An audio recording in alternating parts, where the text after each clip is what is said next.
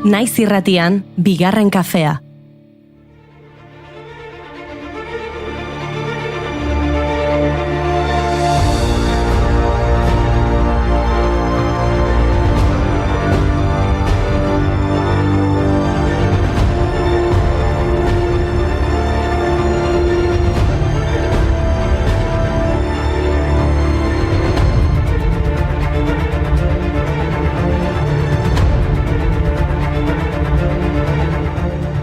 Egunon guztioi eta ongi etorri, barkatu, bigarren kafera, zer modu zaudete? Nekatuta, ez du aspertzeko astirik izan asteburu honetan Amurrion Araba euskera, Zizurkien eskola txikien festa. Larun batean Euskaltzaleon martxa Iruñean, eta kirol ekitaldi ugari, T3T, Galipamendi bira, estropadetan Espainiako txapelketa, eta nola ez, futboleko munduko kopa. Baina zalantzarik gabe divertigarriena Euskal Herriko lehenengo gazte rolling txapelketa izan da. Urnietan egin dute Azkorteko Ermita Alboko Maldaren goialdean, parte hartzaia kokatu ostean, 30 bat lehiakide abiatu dira gaztaren atzetik maldan behera.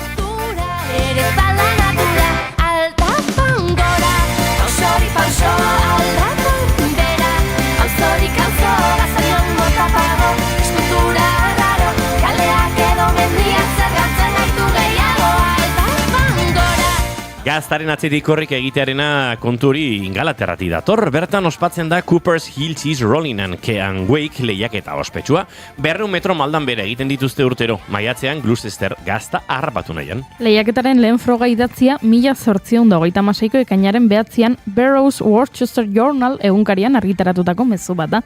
Hala ere, tradizioa are zaharragoa dela uste da. BBC-ek dio, 1836ko data baino 10 urte lehenago hasi zela. National Geographicek esan zuen lehenengoa 1826an gertatu zela, naiz eta tradizioa agian zaharragoa izan, eta Dorothy Gladys Speiserrek idatzitako 1954ko Yearbook of English Festivals liburuan adierazi zuen tradizioak gutxienez 500 urte dituela. 2023an Delaney Irving lehiakide kanadarrak emakumeen lasterketa irabazi zuen, baina konorterik gabe amaitu zuen eta ospitalean eman zioten garaipenaren berri. Never enough, nata biontzako sotasuna guztuko ez duzuna hori segara zure zaporeak zoratu arte Biscuit María andas buena y mel solo en las calles a falta de miel el queso pa'l resto ez baitakite zein den gure rock gustukoena zein den gure rock gustukoena zein den gure rock gustukoena gustukoena. Bagaztazari garela jarrai dezagun sukaldean, gaurko egunez jaio zen Pearl Conchen janari txinatarrean aditu handienetako bat. 40 sukaldaritzako liburu baino gehiago idatzi zituen, batez ere etxineraz, baina 1983an Everything You Want to Know About Chinese Cooking liburu ospetsua argitaratu zuen ingelesez. Eta gaurko egunez Eugenie Brazier, ama Brazier ez izenez ezaguna jaio zen. Sukaldari frantsesa izan zen, 3 Michelin izar lortu zituen lehen emakumea.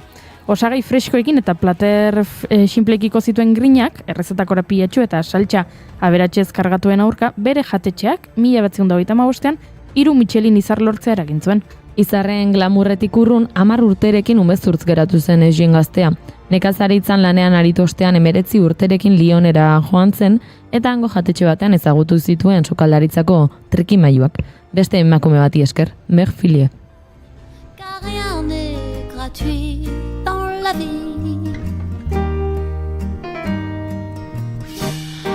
L'espoir est un plat bien trop vite consommé. À sauter les repas, je suis habituée. Un voleur solitaire et triste à nourrir. Je suis amère, je ne peux réussir, car rien n'est gratuit. Ondo jan behar da Olinpiar Jokoetan parte hartzeko. Are gehiago 4 edizioetan parte hartu nahi baduzu, Almudena Zidek bezala gaurko egunez jaio zen Gasteizko gimnasta hoia. 1986an parte hartu zuen Olinpiar Jokoetan lehenengo aldiz Atlantan. 16 urte zituen eta beraz, kirolari gazteenetako bat izan zen bere lehen hitzordu olimpikoan. Adin txikikoa izan arren, epaimaia eta ikusleak erakartzea lortu zuen. Gimnasia ritmikoko finalera sartzea lortuz eta kirol honetako funtsezko figura bezala berehala sendotuz. Sydney eta Atenaseko Joku Olimpikoetan finalera iritsi ostean, 3 Olinpiar Jokoetan jarraian finaleraino sailkatu den munduko lehen emakumea bihurtu zen, eta 2008an Beijingoetan ere aritu zen. txalotzeko kirolaria Almudenazit. Eta badakigunez, euskara ikasten aritu dela azken aldian, hemendik muxo handi bat, eta zorionak Almudenazit. Zorionak.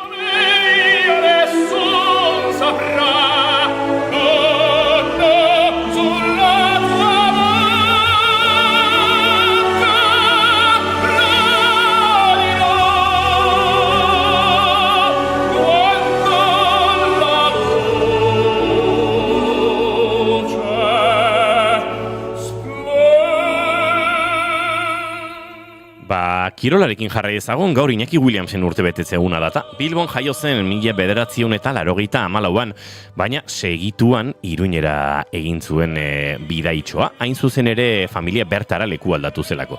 Pamplona Kirol Klubetik Atletik Arrobira heldu zen juvenila zela, eta egun Atletiken gizonezkoen lehen taldean jokatzen du. Beste kirolari bat aipatuko dizuet.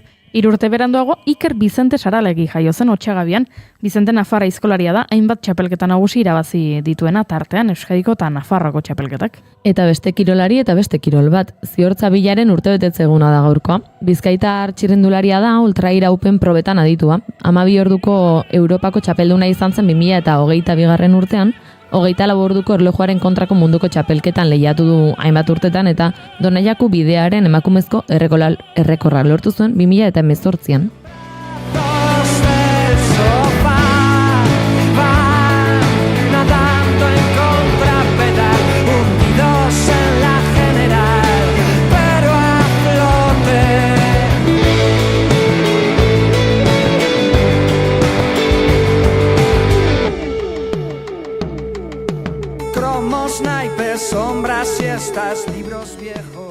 Aizue, baina ezin dugu aipatu gabe utzi Mikel Laboa. 1934ko ekainaren 15ean Donostian jaio zen. Laboa euskal abeslari eta abesti sortzaile ezagunena.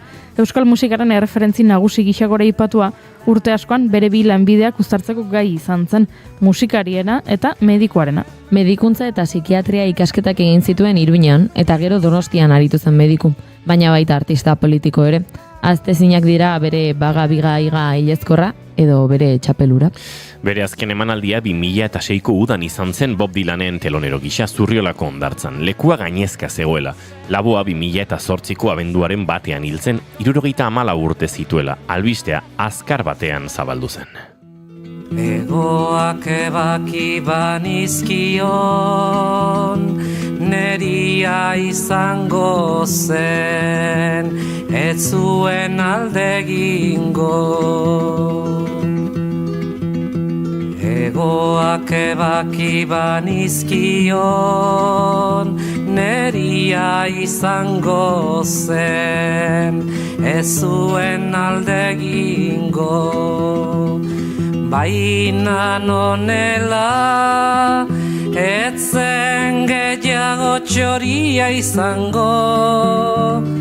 Baina nonela... Uste dut hau dela irratsaio bati hasiera emateko modu epikoena. Zein dator gaur gure laborategira? Sukaldaritza ipatu dugunez lehenago, landerkornago izango da gurekin eztiari buruz hitz egiteko. Pasaden astean glutenik gabeko dununtxak, aste honetan eztia gozotasuna ez egun falta. Esango nuke. Puri-purian tarte ere izango dugu, pasaden astean guztion gomendioak elkarbanatzeko astirik ez genuen izan. Ea gaur lortzen dugun. Eta futbola eta zinema elkartuko ditugu Nora Otxoteko aktorearekin. Pioneras filmaren inguruan arituko baikara. Entzuleok, ekainak 15 ditu gaur eta astelena da. Ongi etorri guztioi, bigarren kafera. Naiz irratian zarete.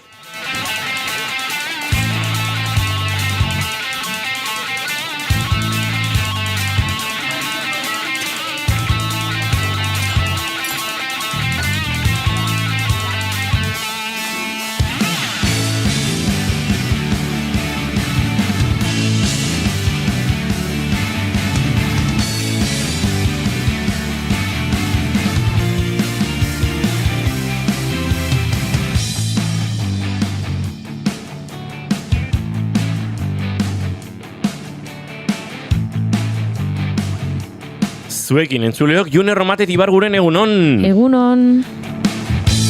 Eta zuekin Xabi Arrieta González egunon. Ui, orain bai, egunon. Egunon. Eta zuekin Noa Gaztainago Jarbide egunon. Egunon. Eneko Iturbe Otamendi, egunon. Egunon. Pues astrena daukadan, zuena bizenekin dantzan nabil gaur, Jure Zeizarandi, egunon. Egurot. Izketan ari zaizurena, eta astelena hola arrastaka daramana. Inigo Asensio Lurbide, gaur bigarren kafeak 1205 garrena du.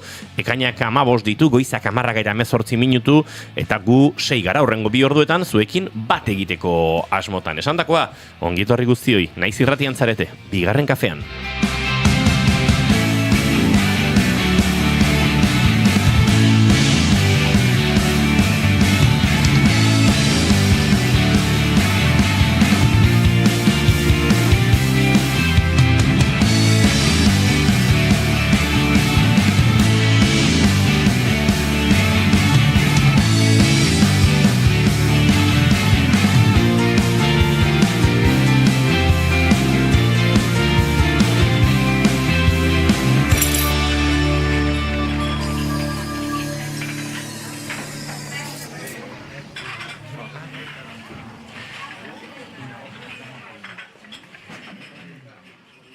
Entzuleok esan dakoa, 10:19 minutu eta guk gaurko ere bideratu behar du nolabait eta hola jentzi arteren kantu honekin ekingo digu gaurkoari. Zerbait handia da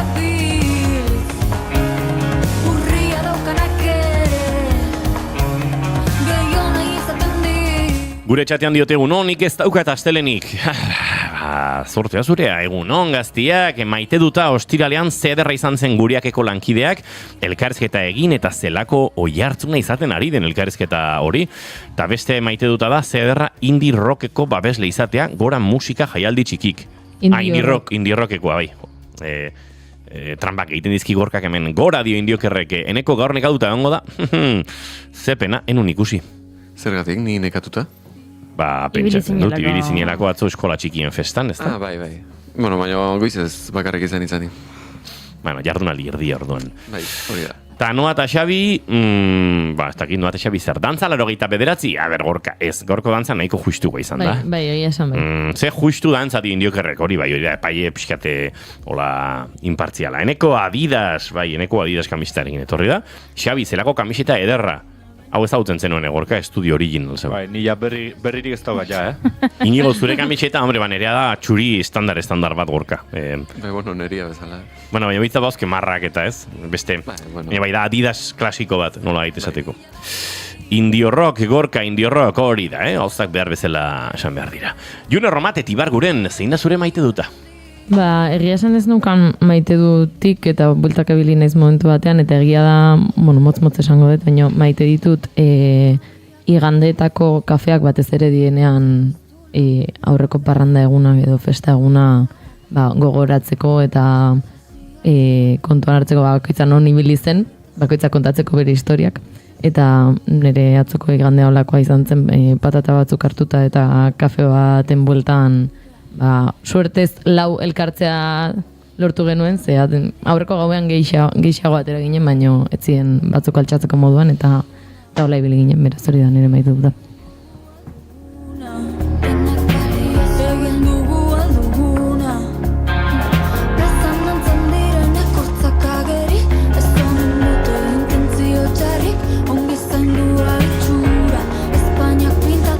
Xabi Arrieta, zein da zure maite duta?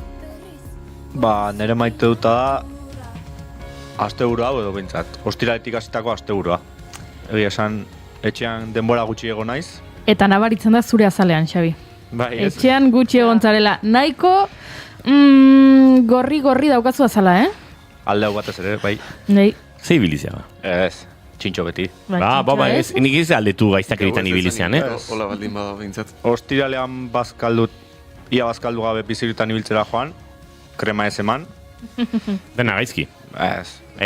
Nutrizionista aserre, dermatologoa aserre. Bueno, nahikoa junitza. Ama aserre. Ama, Marcos Llorente pozik. Ama harrituta. Marcos Llorente pozik. Ama harrituta joan nintzela.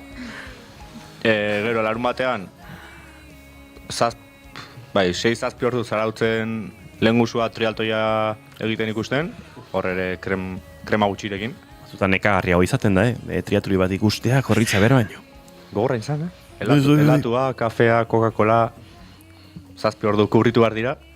Eta atzo tebite ikustera joan nintzen lagun batekin uzturrera, kuadriako lau ateratzen zirelako, eta hor bai pixkat eguzkiak fuerte jotzen zuen, eta atzo gorriago jarri nintzen, orduan nire azal kolorea egunez egun gorritzen joan da. Jo, hau dau tipoa. EAC tipoa. Bueno, aurrera egin beharra.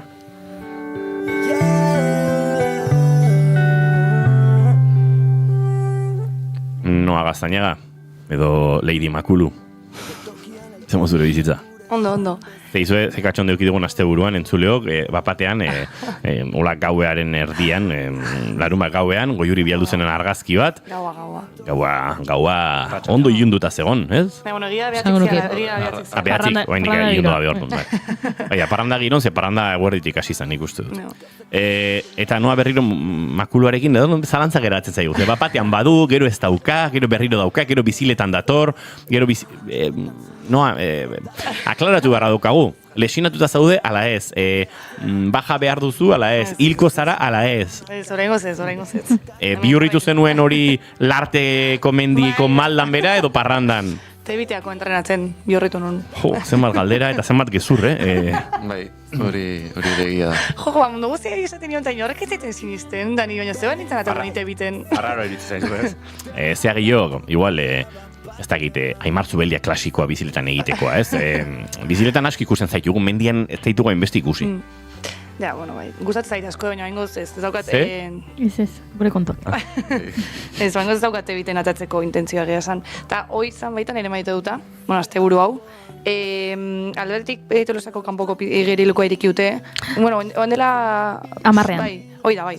Eta ni hortxe bizi naiz justo hor minutu batean. Igerilekuan? Hor justo igerilu. Eta hoite zorte haukat, ze, adibidez, goizetan, atxaletan da bai eta jende gehiago, baina iturauko godiez nire lagunak tani auzo berdinen 8 kuadriako 8 bizigea. Jo? Bai, eta orduan askotan esateu goretan, badiez bueltatu etxea, eta esateu goretan ordu batetan edo. Baina norbait jutea bainotxu bat hartze dut, eta bueltatu etxea, eta fresko, eta gaina goretan nahiko gutxe gotea. Eta egia esan pilo gustatzen eta hoi larun baten hortxe onginan, eta iganden, eta ebite ikusten onginan, ni mendia egin nahi nun berez, baina bueno, ezin izan omen daigo. Eta orduan egon ginen zarkauzin ikusten, eta nire bi lagunatea zian, lehenengo aldiz, egia esan pozik jarri nintzen batez ere behingatik, ze asteko nahi irutu zait aurten batez ere amaitzea ja bakarrik, irutu zait super ondo zeola amaitzea, men eontzian guztik bakite kriston bero intzula, ez dakitzen bat 30 altu. Igozan 33raino larun batean, hau iganden izan zen, atzo, tebite. Uzturren gehiagezun. Bai, baina guztet. Hoi da, eske uzturren, baina guzkitan. Eta aize gabe. Eta krema gabe. Amarteritan edo aizea jotze zuen, baina gero ja... kriminal. Bai, eta bezperan parandan ibilita gehiago. Zena ez ez. Hemen hostialen esan zenun larun batean aterago zinela. Ez. Ni bestak ikusi nuen, larun baten nik Ostegunen? Horregatik etzan ostiralean etorri? Gero haitu zen komentatzen, nekin, kroketa bajaten, goizeko 3 edo 4 etxea jungo ziala lan baten, gero tebite animatzea jomartutelako. Bai, lagunako inzuten. Ni triatroiakin nahikoa. Ados, nire hain zen betatzen. Habe, hain nahi zen ni hemendik zea gauzak asmatzen. Ni larun baten beste bat ikusi nuen. Etxea alertuta jatu nintzen. Larun baten... Ikusi nuen eneko. Enekito zei, Zuen ibilizera? Makuluakin. Zuk makulurik etzen hon behar, eneko? Nik ez. Inoiz ez behar. Zina zure maite dut, eneko? Bira, maite dut ez da dakat, gaur. Zer, barkatu? Vale. Ez, bueno, asuntoa da, ni zizurkildarra izan da, gure kuadriak, orokorrean, ez dira zizurkildarrez bakarrik osatuta izaten, ez da? Inguruko herriko jendea... Fitxaketak daude. Bai, ez, baina horrela ezi garelako edo horrela jaio, horrela hazi garelako, beserik gabe. Eta gure kuadrian ere, badaude bila honako batzuk, eta orain, azken, data hauek iristen direnean, azten dira bila honan futbito txapelketak. Joio. Eta, karo, astean 3 egunetan, jende guztia ara joaten da, eta orduan esaten dugu ere, joan beharko. Baina, egia esan niri atxalde oso bat egotea, herriko plazan futbola ikusten, pixkan nekagarria egiten zait. Gainera, orokorrean baita, ze, hau, gutxitan hartzen dugu kontuan, baino ia egunero baten bat lesionatzen da, partido horietan. Adibidez, aurrekoan, batek sorbaldaterazun, eta badira. Baina nola aritzen zarete zure herrian futbitoan? Eske, gure herria... Errukbia balitz bezala? Elkarri bultzaka eta... Bai, hor jolasten dulako ere jendeak, ez duna jolasten normalean, orduan, baloiak entzen maia zemate izut bat, eta venga. Gozoa gongo da medikoa. Bai, egia esan, gure herrin, no ezala asko daude makulukin, data hauek iristen direnean. Ez, baina, eta hori, ez den maite, arratsalde oso bat egotea, euski azpin gainea. Bai. Euskik emate izula, eta ados fuera ikusten, eta, pixkan ekagarri egitea, baina, gero behintzat, inoiz ez dio kaso egiten, partido egiri. Da plan soziala. Bai, da plan soziala gehiago, eta kuadriakoekin hitz egiten, edo agian beste batzuekin, eta, gehiago da gure kasuan behintzat hitz egitea, ingurukoekin, baina hor euski azpiene. Orduan, ez zait argi geratu maite dute edo maite dute zadan. Maite du transizional bat. Interpretatu nahi duzun bezala. Ados. Oso ondo. Hor badaude zea batzuk bezala, ez da, aukeratu zure aventura. Hori. Estilo hortakoa. Hemeni galdetu dute, ongi gaztainoan jun, Bai, ni oso ongi. Gaztaino ezagutzen ez donantzat da horretako auzo bat. Horretako auzo independentea. Festak izan diena? Izan dira festak. Duela gutxi hortaz aritu ginen. Ez goratzen esango nuke. Beste hori hartzungoa auzo bat zen? Aipatu genuna. A ber, neiz hori hartzungoa. Horeretako auzo bat. Horeretako da, barkatu. Nola, indiokero jartzuarra da, nastuiten naiz pixket. Da horeretako... Mai gustatzen, hori hartzun. Parrandan ibilizea gaztainon? Bai, parrandan ibili naiz gaztainon. Eski gaztainoren... Kiston gaztainarra batuta. Berezitasun, ez dut edan ezer. Roberto gaztainon. Gaztainoren berezitasuna da, DJ Bull jartzen dela ordu batetan, gaueko ordu batetan, eta hurrengo guerdiko 12 ordu bat arte, han jarraitzen duela. Bizilagun gaixoen komeriak kontuan hartuta. Suertez ni bosterritan retiratu nintzen, baina bai, badakit jendea goizeko 11 12 antzegoela oraindik parrandan beraz. Haze jende lotxagabea. Ibilizarete bai. Ibili dira. Bueno, hemen izan dute, ze ona, Pipiolos Team. Pipiolos Team parrandan. Zergatik ote Pipiolos Team? Izen hori jarri diegulako. Gure streamingean. Hola jarri diezu? Pipiolos Team. Zergatik galdetzeu eta beha jarri zigu. Bai, hau da, bai. Oso inigo da hori. Esaten duenean bezala, hau nire laguna da, ez dakit nola izena duen. Nire laguna da, ez dakit nola izena duen, baina nire laguna da. Dia gaina duela... oso inigo baita ere. Duela baino gehiago jarri zigun karpeta bat Pipiolos, dimizena zula. Bai. Nik karpeta hori sortu nun? Bai, karpeta bat sortu zen. Ez, Imanolek sortu zen, Izena igual ni jarri zen, baina karpeta hori Imanolek. Esango nuke karpeta hori Imanolek sortu zuela. Besarka bat Imanoli gaur ezin izan duela. Gizajoa. Igual ez dago, ez dago. Ez dago, bai. Konfirmatzen diguzu. Goizango izenik idatzi diot, animo. Eta erantzun ditu. Animo lo egiten. Beste gauza bat erantzun dut, orduan esan eta, pentsat esna dago. Kuadria eguneako osatuko zea, noa, sorte azuk, noa, oso ruti bizizea, ezakitan afirmazio edo galdera, gorka, baina, esango nizuk ez dela inbesterako, Noa bizi da... Laborategitik zenbat minutura? Oinez 17. Bere pauso... Bere hankaluze horiekin 17. Imano González Gurutxekak 9 minutu. Hasta nik esatiot Imanoli, Manolo, jo nahi poliki go, tío. Aurrekon bere atzetik anetorri nintzen honean. Gainera dauka, oso joera txarra, oso gauza itxuskia da ez da hoena zitze egitea. Baina nola gero esango diegun aurpegira iristen denean, ez da zer pasatzen entzuleok. Imanol jun daiteke 2 metro zura aurretik, eta zuk pauso azkartzen baduzu, berak ere azkartuko du, moteltzen baduzu, berak motelduko du, baina beti joango da aurretik. Imanol, nire paren jarrita, ez da modu. Bai. Ai, Manolillo. Gaztainoko berezitasuna da, badakizula noizoa zen, baina ez noiz egingo dezun buelta. Alaxe da, beraz. Bai. Indio etzintuan ikusi ala ere, Berak zu bai? Eizkutuan zegoen. Ja, ez dakit. Jende asko bilizene, eta ostiralean egia da jende nahiko txo zegoela Zopilotesen kontzertua zegoelako. Baina, larun bata, esango dut, eta azar itxuran geldituko nez, baina ume asko zego. Señora, kontuz, Ume asko zego. Entzuleo, eantzuten duzuen? Bueno. Hoi da, adina erori zaiola juneri, bi golpetan. Nik berdin pentsatu dut larun bat ontan, Ibarrako festakin, nik gaina pentsatu nun hoi. Nera magaita esan ziten ume asko zeudela. Iritsi zait, nire bai. Benetan izate konversazio egitzen 22-24 urteko pertsonak. June, 25. 24 ondo gelditu zela. Onda nintzen? Ez, 26 ditut. Seia! Urte asko dia, june iritsi zala honea pipiolostin izan da. Bai, ja. Ni bai, nizela hitz egiten, ja, pertsona Ja, eldua bost ezela. dia. Urte asko dira, june iritsi zela ona. Bost dia. Bost urte. Bai, Hogeita 5 urte batekin. 2021 bai. Bai, hau inoiz kontatu gainera. Nola Maite Bidartek bialdu zigun onuntza june. Pasaden astean kontatu Bai, gara. bai. Nahikoa da. Horentxe nintzen konturatzen. Nahikoa Zopilotes ikusi nuen, ez da egitan, Zopilotes, zopilotes, bai. ez? Pentsatzen, igual da zopilotesen Ez, tributo bat. Hor bat zegoen Cojón Prieto y los Guajalotes, agero atera zuten Tajón Prieto y los Guajalotes, ez? Nola zan? Neko Jaben Adina eta erori kompainia. zaizan. Barkatu. dakit. Tajón da orain dela 5 urteko kontu bat. Orain da Ez 5 urte dakit jotzen zuten. Cojón Prieto bai da, ni umen intzala, 80ko hamarka da xirako izango da. Baino gero atera zuten duela azken 10 urtetan egon dira jotzen, hauen bersioak egiten Tajón Prieto y los... Ez da beste zerbait ditu zioten, baina bai. Baina, bueno, euskal musikaren erreferentzia bada, Cojón Prietok egin zituen rantxerako Euskal Herrian, ziurrenik inorko ordurate egin ez zituen bezala, urtetan eta maila handiarekin. Esango nuke Herribera ingurukoak zirela gehienak, Nafarroko Herriberakoak, eta bai, Cojón Prieto. Entzulen artean egongo da pentsatzen baino gehiago, tekila botia pranko ustu dituela euren musikarekin. Eta ondoren Tajón atera zenean hauekin ere bai. Goiuri, zein da zure maite duta? Bueno, nire maite duta eta historio txiki bat. Noak aipatu duen igerilekura joan nintzen igandean.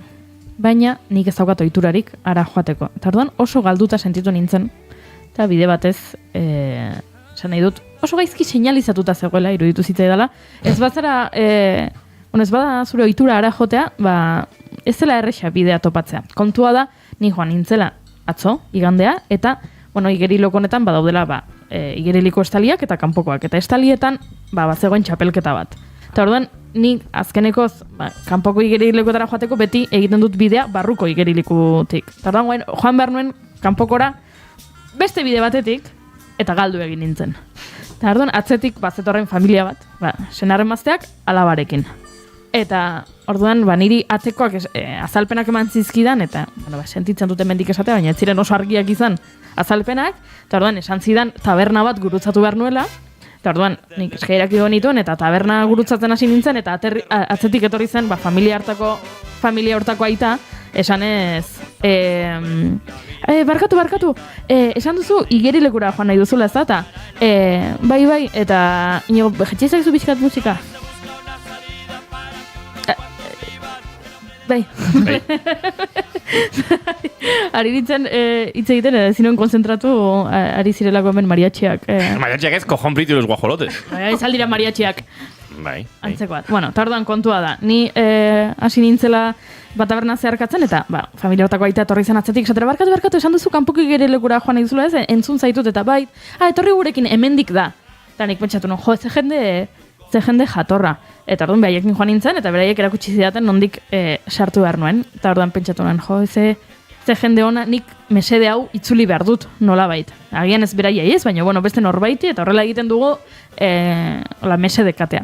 Eta igerilekoan egon nintzen hainbat orduz, eta gero etxera hueltan nindoala amak telefonoz deitu zidan. Eta hartu nuen telefona, eta zen nire ama zegoela Donostian autobus geltokian Tolosara hueltatzeko, eta amak esan zidan, Goiuri, ingelesez galdetu gizon honi, antza denez gizon bat zegoen bere inguruan, gizon honi, ea nora joan nahi duen.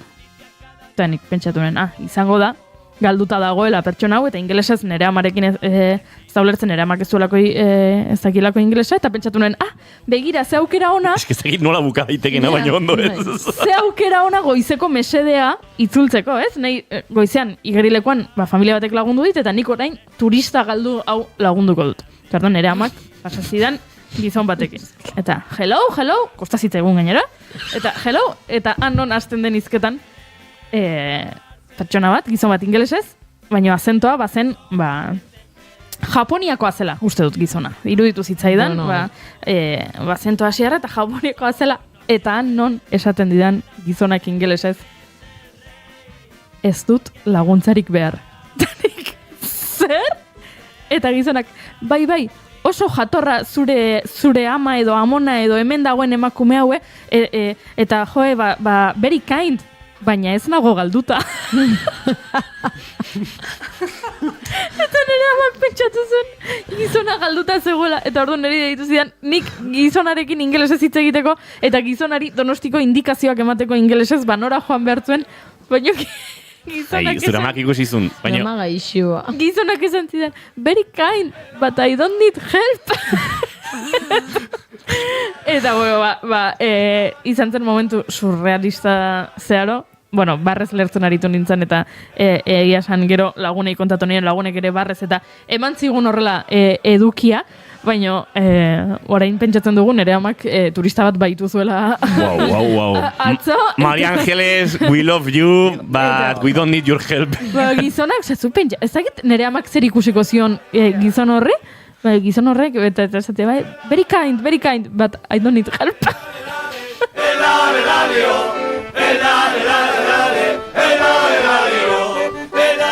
Ba, nik beste maitu dut, nuen baina mantenduko dut gordeta, eta zurearekin lotuta ingelesa, turistak eta jendea laguntzeari buruzkoak. Ni galdera bat, Goiurentzat. Ados? Zuk amari zer esan diozu? Nola zer? Lagundu egin diozula turistari, galduta zegoela, egia... Ez, egia esan nion. Amantzion. Orduan, gizonak berriro telefonoan ere amari pasazion, eta nik, ama... Gizon honek ez zula laguntzari behar.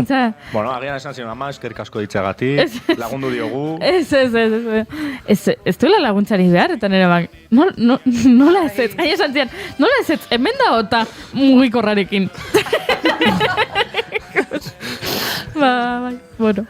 Besarka bat nire amari eta beste bat gizon japoniarroni. De estos cabrones falsos y mi cobarde. Abestia hau ezagutzen duzu, ez? Eneko hori pegatzio bai, ez? Ez, baina nik ezagutzen dut. Bai, entzun da. Kultura musikala dau. Goiurik egin ditu parrandak Tolosako Orbela tabernan abesti honekin, zalantzari gabe. Ez dakitza abesti dan. Baina ez jo eristen denean zautuko zu. Eta junezuk ere zautzen duzu.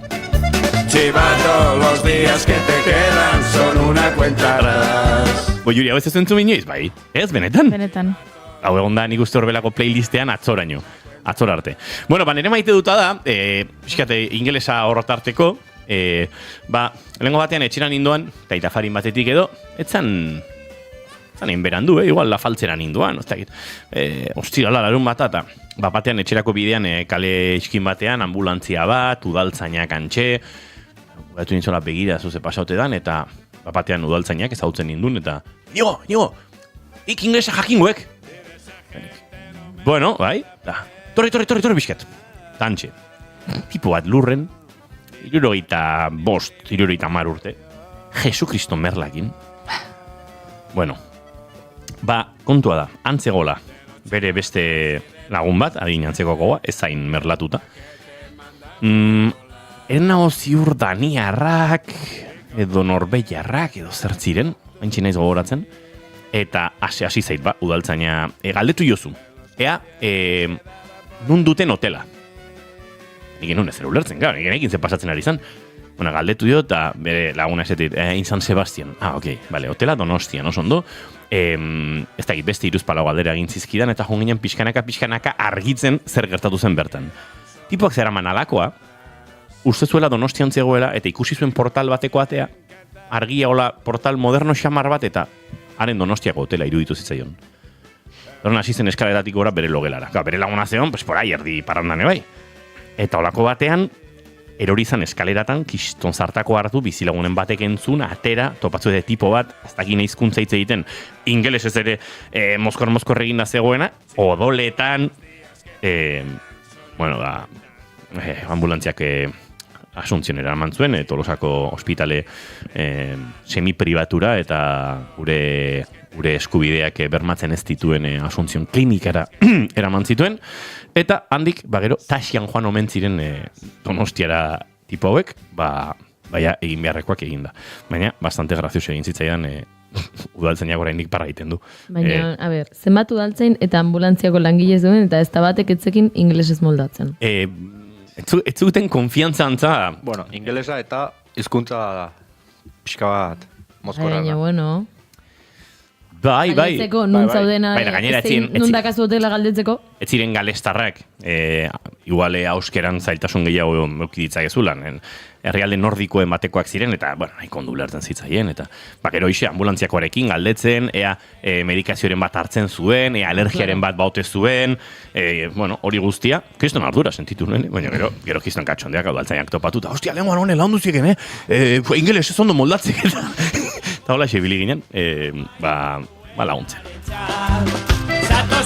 Goizeko 10:43 minutu, gaurko saio abiatu beharko dugu, ezta? Hasi beharko. Pipiolostin, gero arte, gero puripurianen etorri beharko duzu, batzuk behintzateneko, bai, bestek, indik aukera daukazue, Xabi eta Noare bai. Bitakon batek igual etorri beharko du. Imanol ez dagoela ordezatu beharko duzu. Bulto agingo dugu, ba. Venga, gero arte. Agur.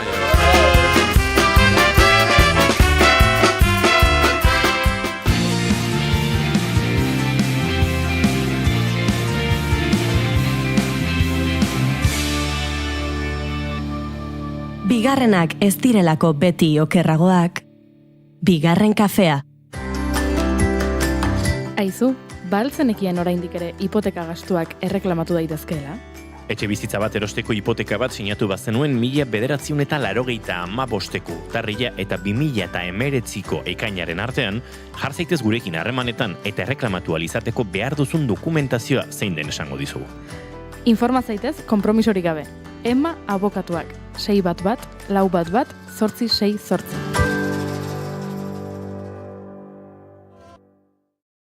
Goizetan izpilu parean arro irrie itean eme oldarkorretan negarrari beldurrik ez dioten gizonetan. Aurrera pausu eta errebeldia akturik egin izan ez balitz, gaur egungo egoera oso ezberdina litzatekeelakoan nago. Emakumeek ez balute botu eskubidea borrokatu, autobusean gure tokia egin edo amantalaketxean utzi eta lanteokietarako bidea hartu, agian, ziurrenik, gaur ez ginateke gauden moduan egongo.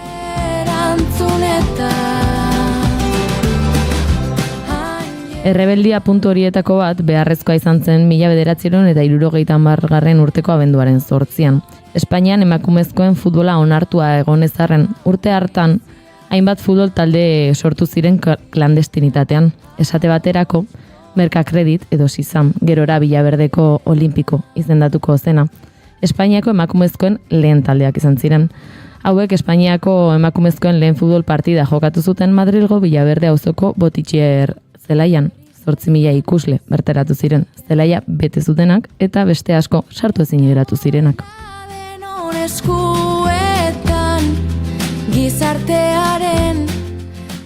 Pasaden astean, ekainaren 11ean gizonezkoen munduko futbol txapelketa hasi zen. Egun bat beranduago, zineetan gertakari hori hartuta sortutako Pioneras solokerian jugar filma estreinatu zen zineetan. Marta Díaz de López de Díaz zine zuzendariak sortutakoa eta euskal aktoreak dituen film honetan, nora otxoteko futbol jokalari bihurtu da. Nora gaur gurean da film honen inguruan aritzeko, beraz gehiago luzatu gabe. Egun honetan ongi etorri Nora. Kaixo, egunon. Bueno, Nora, bigarren kafean ditugu bi galdera ofizialak, elkarrezketatik kanpo doazenak eta horiek goiurik egingo dizkizu, eta gero sartuko gara. Nik biak egingo ditut, baina zuk aukeratu behar duzu bakarra erantzuteko. Vale. Lehenengoa da, ea nola gustatuko litzaizuken izatea zure funerala. Nola irudikatzen duzun, bai ez, orduan, nola nahi duzun zure hileta. Eta bigarrena pixka luzeagoa da, orain etorriko balitz zinema zuzendari bat. Eta esango balizu, zure bizitzari buruzko pelikula bat egingo duela, baina ezin duela kontatu jaio zinenetik orain artekoa guztia. Konta dezakela soilik zure bizitzako etapa bat, edo zein etapa. Galdera da, ze etapa aukeratuko zenuken, gero ikusteko pelikula batean islatuta. Beraz, aukeratu behar duzu, edo hileta, edo pelikula. Nik uste agian lehenengoa. Begira. Ze bigarrena pixkatzaia da ez aukeratzea bakarrikan etapa bat. Eta orduan, nire funerala, azteko nik uste ez nukela egingola funeral ofizialik edo hileta, bai. Baina gustatuko litzadakena, agian ez dakit, nire etxean edo, nire irungoa naiz, eta orduan, aiako harrietan edo, nire lagun eta familia guztia elkartzea, eta hor ospatzea, nirekin bizitu izan dakoa, eta pues, historia konpartitzea, eta hori gehien bat triste egon beharrean, danak konpartitzea, beraiek nerekin konpartitutakoa. Ze polita, asko kaipatzen diguzu hori ez, bizitzea hileta bat, oroitzapen honetatik abiatuta, eta historiak elkarbanatzen, eta, hainbeste jendeak esan digu hori, hasi bar garela ja txertatzen hau, eta hurrengo hiletetan, mai gailera atera behar dugula, haizu, bigarren kafean gopiatu guztiak esaten dute, hau ta beste, orduan, egin barko genuke. Oroitzapen horietako bat izan daiteke film honen inguruan zure lagunek eta dutena, beraz sartuko gara pixka bat horretan. Pasaden astean estrenatu zen zineetan, aipatu dut, zer moduz estreinuaren ondoren? Oso ondo, oso pozik. Azken finean, hori asteburu hontan pasa naiz, lagunekin joten zinera ikustera, nik pelikularen agotik ikusian eukan, baina baita familiakin, atzo bertan egon nintzen, 2 aldiz. Sartu nintzen zinera, familiakin eta gero lagunak etorri zian, eta berriz ere sartu nintzen, orduan oso pozik, eske, bai. Ingurukoek zer diote? Asko gustatzen nahi zaie, danoi, bai. Eta hori badukadala pixkat danetatik inguruan, eta futbola batzui bai gustatzen zaie, beste batzui ez. Baina orokorrean bai, eta gaina emozionatuak ateatzen dira zinetik, orduan, pozik. Ondo, pixkat sartuko gara, bai, lehenik eta behin zure bizitzan, pelikula honen bueltan ere, eta galdetu nahi nizun lehenengo gauza bada, futbolarekin ea ze harreman eduki duzun, zuk? Bitu, ni futbolakin, txikitan, hasi nintzen nola izan nun etapa bat, ez?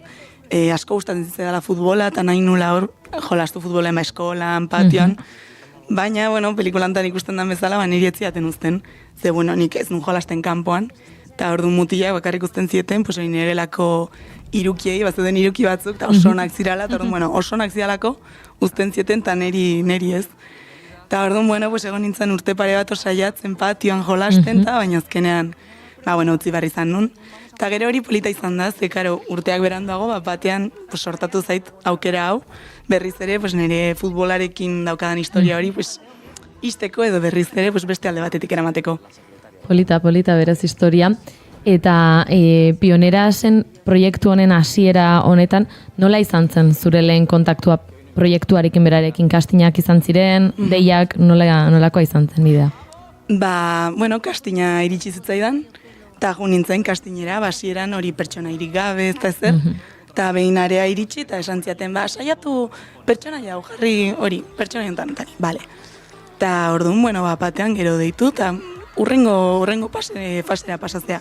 Bale. Eta ere urrengora, eta gero, batean, hori lau hilabete ondoren edo, nintzen azken kastinan, eta gero nire representanteak da dana deitu ziaten, eta haizu zurea dala. Mariaren pertsonaia burutu duzu, ezta? Kontatuko diguzu pixkat nolakoa den Maria? Bitu, Maria da 18 urteko neska bat, Madrilekoa, Villaverdekoa, eta berak lan egiten du fabrika batean, eta hortaz gain badago sartua sindikatu batean, eta nahiko politika munduan sartua dago, eta hortaz gain futbolean defentsa jolasten du, eta orduan, gero baditu hor trama ezberdinak, baina oso pertsonai gogorra da, eta baditu oso argi gauzak. Eta bera jolasten du, hori nahi dulako jolastu, eta etzaio beste dozer gauza inporta, eta Aipatu dut sarreran, ez da, historia batean oinarritutako pelikula bada, fikzioa da egin batean, baina pertsonaia horrek egon ziren. Denen arteko nasketak sortu dituztelakoan nago, ez dira pertsonaia finkoak, baina ezagutu dituzue, pionerak. Bai, ezagutu ditugu gutxinaka jungea ezagutzen. Lehenengo hori ezagutu genitu Malagan, zegoen ginen hori Malagako festivalean, eta hor ezagutu genitun pare bat, eta berai baita oso unkitutak zeuden pelikularekin, azken finan guretzat hori izan zen, garrantzitsuena ez, jendea gustatzea baita, baina beraientzat egin dugu gehien bat. Eta gero justa aurreko, orain dela 2 aste edo, izan zen Madrilen premierra, eta han ezagutu nun, nire pertsonaiaren, pertsona, bizitza realekoa, hori Isabel Fuentes, eta oso emozionantea izan zen. Beraiekin berak ze esaten zizun filma ikusita gero, edo sentitu du gertutasun bat zurekiko? Bai. Eta bereik hori beldurra zeukaten ez, urte guzti hauetan, nahiko gaizki tratatu zaie, bueno, ez zaie bisibilizatu ez da beraien lana, eta egindakoa, eta orduan beldurra zeukaten pelikularekinean nola ikusiko zain beraien historia eta dana, eta behin ikusi dutenean oso eskertuak zeuden azken finan gurekin, eta jogu beraiekin. Piskat ere nahiko nuke jun, prozesuaren hasiera honetara edo proiektuaren hasiera honetara zure taldekideekiko. Ze azkenean, gero aipatuko dugu, baina bazen proiektu bat edo, emakume hauek jasan zituzten eraso batzuk, zuek elkartu zareten momentuan eta elkarrezagutzen hasi zareten momentuan, ekipo edo talde horren izaera sortu duzu zuen artean? Bai. Ze gaina justo badago anekdota oso politu bat. Ze gu hasi ginen rodajea hori pelikula grabatzen martxoan, aurreko urteko martxoan. Baina hori baino lehen egon ginen urtarriletikan, neskak hori entrenatzen, 3 aldiz astean zehar, futbolean, eta karo horri izan zen, gure laguntasuna eta ekipo sentsazio hori sortu zenean, eta hori badago anekdota bat, ja elkartu ginenean, otxaila bukaeran edo, irakurtzeko gidoia, sartu ginen, neska guztiak hori gelan, ja geneukan ambienteakin, ez bat hemen bestea, tal. Eta zuzendaria Marta behiratu zigun, eta esan zuen, eske ya sois un equipo, sois mi equipo. Eta hori oso polita izan zen, eta bai, hilabete horiek entrenamenduan hori lokatzakin alde batetik bestera egin ziguten lagunak eta taldea.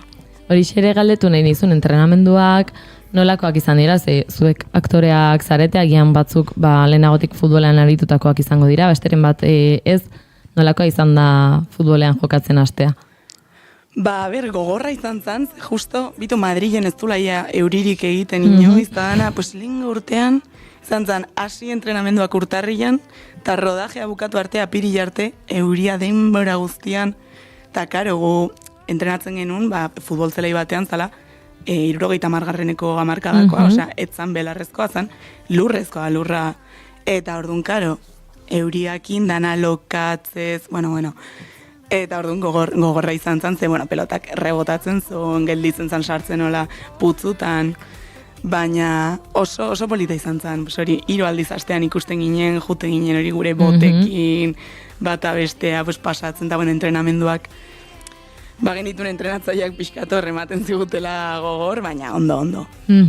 Eta grabatzen hasi zineten momentuan, ez, ikusi ditugu bideoren bat edo beste, trailerrean ere ikusi dezakegu, eraso asko jasoan zituzten pertsonak izan ziren, alde batera utziak, irainak denetarik jasantzuten. Zuek hori grabatzerakoan, nola sentitu dezu? Gogorra baita izan zen, karo, bestalde baita, ekstra guzti hauek dianak, guri irentzigutenak, eta dana, oso ondo karakterizatuak zeuden, eta karo, azken finan gu, 20 urteko neskak edo geha, eta ikusten zera momentu batean, 20 gizon zuri, edo zer gauza esaten, eskisi bete a fregar, eskisi no sike, lagundu zigun baita sartzen, ez, emakume hauek jasan izan zuten gauza guztietan, eta orduan, gogorra izan zen. Irakurri dut edo entzun dut elkarrizketaren batean zure kideren batek ja frustrazio hori kentzeko ere parkera jeitsi izan zela, ez? Futbolean jolastera de. Bai, eta gaina esaten zigune, bitu nik juna izela gaur, eske behar nun jutea eta rodaje bitartean baita hartu pelota, eta geistea eta benga ematea behin da berriz baloiari. Eta bai, polita da hori. Grabazioetan zinetela ez, konturatzen joan zarete zer izan ziteken film hau edo zer eman zezaken film honek? Nik uste gutxinaka jungeala konturatzen, ze hasiera batetik bagenekin oso historia beharrezkoa zala, nik ez duen ezagutzen, eta beste neskak ez, eta pena bat da. Eta orduan ikusi genuen, eta bagenukan hor, azken ardura puntu bat, ez, gure sorbaldetan, nahi degula ondo egin, baina gero, denborakin, behin pelikula egina, ikusita, eta jendea, ezagutu genitunean baita, benetako pionerak, nik uste konturatzen jungeala jozenolako dimentsioa daukan historia honek, eta nik uste hemendikan denbora pasata konturatuko naizela are gehiago azen olako garrantzia daukan benetan. Entzulentzat, aipatuko dut, jokalariak bere zentroan jartzeaz gain ere, kazetaritza eta emakume bat kirol kazetari izatearen gaia ere lantzen duen pelikula bat dela. Ikusi ditugu ere azken asteetan, sareetan, bideo batzuk momentu hartan egindako galderen inguruan, eta zer galdera jaso zituzten futbol partida hori bukatu ostean, beraiek haiekin hitz egiterakoan ze historia kontatu dizkizuete edo kontatu dizkizuete? Kontatu digute pixkat, denetatik, baina orokorrean beti errepikatzen zan, nola broma bat bezala hartzen zituzten, kazetariak badago hori filmean baita gertzen dela oso famatua den klip bat, ez? Beraien ipurdiak ikusten diana, bakarrikan enfokatzen zaila beraiei, edo galdera, futbol partida bat bukatzerakoan, galdetza, izuze, zen nahiago izu gol bat sartzea edo tortilla patata bat egitea, eta esatezu, Eta gainera, kontuan hartuta beraiek askoz ere txikiago zirela gu fikzioan heldutu ditugu, beraien adinak, ez dakit 16-18 urte artean, baina eske beraiek, benetan 13-15 urte zituzten, eta olako gauzak jasatea esaten ziguten gehien bat. Beraiek etziala konturatzen ez da, 13 urtekin batean kazetari bat etortzea eta olako gauzak galdetzea erantzuten zieten edo zein moduan, baina beraiek hori lotxa sentitzen zuten. Nora, zure proiektuei begira, zure lehenengotako proiektu bat da, gainera horrelako pelikula bat, nolakoa izan da esperientzia guztia zuretzat hortik begiratu da?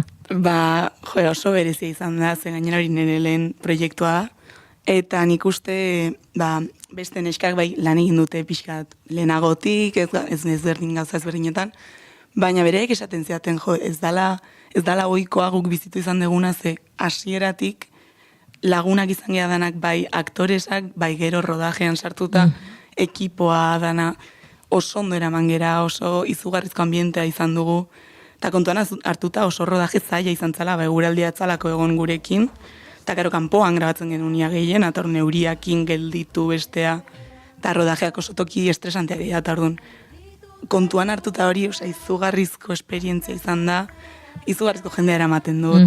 Azken finean ni oso proiektu polita da, eta azken finean nire karreraren ez hasiera, baina egindako lagunak eramatitut gehien bat.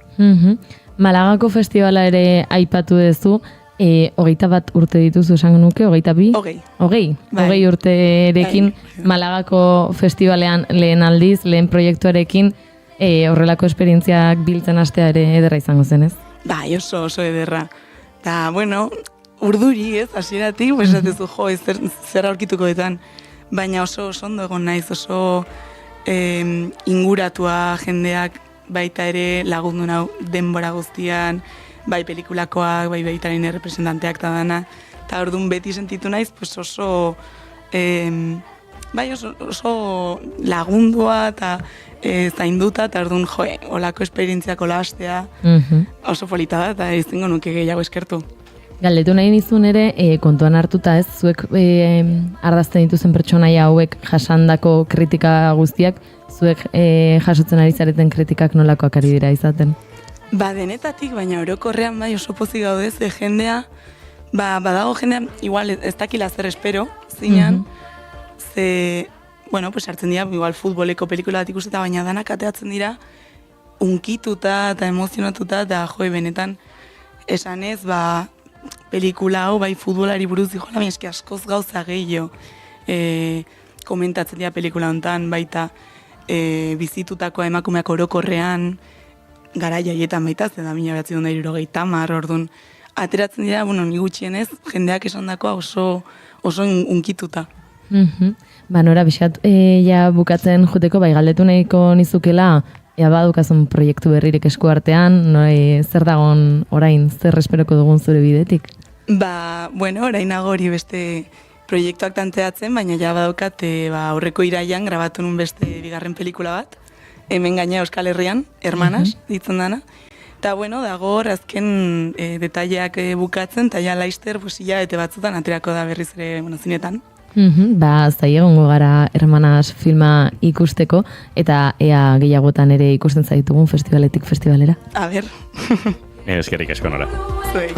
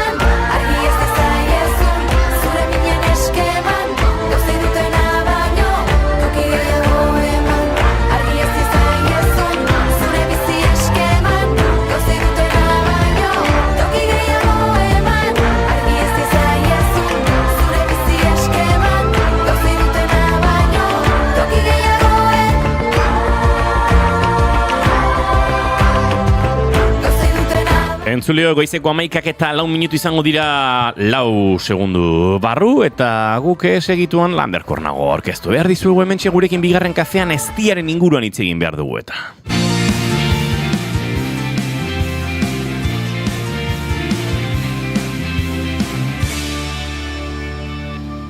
Bigarrenak ez direlako beti okerragoak, bigarren kafea. Da honean dale, ez da honen bale, entretenitzen gera biro prebale. Frenorik gabe, talda pandera, nora biderik gabeko dela, batzutan negar bestetan algara, dudan egunaren arabera. Ba, esan dakoa, entzuleok, Landerkornago gurekin dugu dagoeneko, Lander, egunon. Eta gaur eztia izpide, bueno, ba, haizu, badakigu eztiak askorako ematen duela, baina uste dut gaur asko deskubritzeko eta ikasteko ere, prest etorri gara. Gaur, etorri gara erakusteko, esateko bintzat, distingitzeko nola noiz den ezti bat kalitatezkoa, eta noiz dan ezti txarra, eta pixkat baita konparazioa dugu, eta gauzatxo batek argizu baita probatzeko, ni bain dela gutxi deskubritu nun gauza bat oso kurioso, eta esgarria. Ados. Pinpirin jantzin naiz dorko zitako, Santa Mañako festetarako, motoziritsi gera Bueno, guazen astea. Eztia, denok ezautze deun produktua, denok jan deun produktua, baina trikimailu asko dazkan produktua baita, supermerkatutan.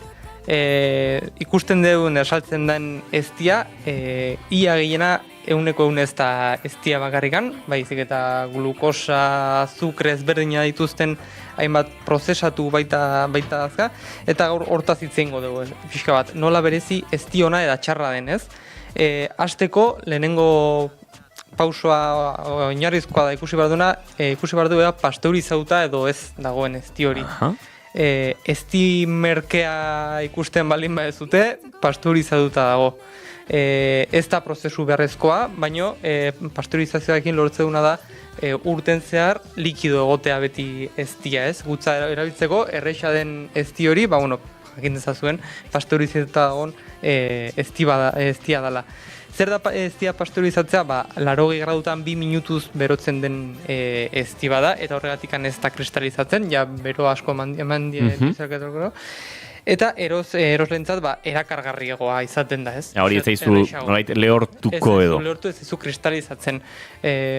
Goizean jogurra ireki eta eztia hor likido egotea, gozada bada denontzako, baina jakin dezazuen hori ezti pasteurizatuta dagoela. Eta horrek baduela trabaren bat edo bestela erabat ona nola baita. Itxuraz politxagoa izaten da, beti likido egotea, baina bero horiek enzima eta propietate naturala guztik suntsitu eztiarena, ez? Hoi da gakoa handiena, goretzen goduna, kristalizatzea ez dala arazo bat. Zuk igual dakazula pote bat ezti hor zure etxen 2 urte da mazkila eta ikustezura gogorra daula, ez da kaltetzen, ez da txarra jartzen. Eta ezti hori, momentuan konsumitzeko kristalizatu bada, berotu dezakegu edo? Berotu dezakezu pixka bat, gomendatzetena da, igual baino maria baten sartu pixka bat, 40 graduta jarri eta jazta. Entzima horiek suntsitu ez, baina pixkate... Eta nutrizionalki bere propietate guztiak gordetzituz. Gauza da, ez dala erosoa, egunerokotasunen kutsara sartu da, hor kutsara gatzea, koiara gatzea, eta ez dizulako beste likido politxo eukitzeko, zure jogurrea motatzeko. Baina pixka bat baino maria baten sartzezu, eta kitxo, edo bestela hartzezu jangozun kantitate pixka bat, eta mikrobinasen 10 segundu eman pixka bat, eta jazta, pixka depeldu arte, baino ez berotu. Ezkenen 80 grautatik pasatzen balin bada, bere entzima guztik hiltzituzu, nutrizionalki baita kalitatea galtzen du, jende asko ez di hartzen azukrea, ez duelako jaten, jakin dezazuen eztia jan dezakezula beti noiz eta bere entzima guztik dazkan, nutrizionalki bazti ona bat din bada ez. Pixka diferentziatzeko, zu jutezaten supermerkatua, Eusko Label zigilua duten ezti guztiak pasteurizatu gabe dare. Horregatik, kolorea hain ezberdina azkate baien artean, batzu gogorrago dare, beste batzuk ez, baina jakin dezazuen Eusko Label zigilua ikusten baldin bazue, ez dagoela pasteurizatua. Ezti hori ona dela beraz. Ona dela, eta gaina territoriokoa. Ez, labelarekin dakauna da etiketaren jatorria, baita hor fijatu behar du, ze herrialde bat baino gehiago agertzen baldin bada seinale txarra, ikusten baldin badeu ezti bat Ukrania, Txina, olako gauza ikusten baldin baiteu, kontuz. Ez da kalitatezko ezti bat. Labelorekin esan dakoa pasteurizatuta gabe dagoen ezti bada, eta kristalizatzearen aukera dakan ezti bat. Hori ez da txarra, esan du bezena, alderantziz. Da kalitate seinale bada, eta ikusi behar du gauza ona bezala, ez? Jake Eusko Labeleta zaigean, pixat Euskal Herriko eztiraz hitz egingo dugu, ez? Oku konsumitzaileen elkarte egin dago azterlan batzuen ondoren, esan dezako Euskal Herriko eztiak Espainia estatun kalitate handieneko eztia artelan dagoena. Baina arazotxo bat dakau, hemen, da erlaintzak ez dula bere momentu honetatik pasatzen, ze azkenen, bai, gazteriak ez dugu erlainekin lan egin nahi, klima oso aldakorra da gau hemen gainera Gipuzkoan gehien bat, Bizkaian ere bai, klima oso aldakorra da, eta guzta, galtzeko arrisku handiak izaten dira gehien bat neguetan eta, baina Araban ordez, da ezti gehien ekoizten duen lurraldea, klima pixa bat egokia duelako, eta han gauza berezi bat gertatzen da, erle autoktonoa daola, erle beltza. Erle beltza Arabako erle autoktona da, Apis mellifera aberensis, mentxuleta dakatela. Eta hoi, penintxula guztin bizian erle bada, baina oso ondo egokitu dela Araban dago klima ezetasuna ez, eta da oso autotonizauta. Orduan, Araba dakau, gaur egungo produkzio gehien dakan territorioa hemengoa ez. Gio sartuko gapixa hitzaiten eztiaren lore motan arabera izaten dela ez. Gutxi gora bera 135 erromero loretatik etortzen da. Oso zaila da gaur egun bilatzea ezti bat non 100 lore batetik datorren eztia dela, ikusi, 1000 flores, 1000 lore ikuste ditun ezti guzti hauek dira lore ezberdinetatik polenizatu ondoren erleak ekarriun eta egin duen eztia ez. Hau pixkat terruar ardoa dakaten etiketa bezala kokapena egiten da, baina egunean ez da oso aldakorra ezti guzti hauek ez.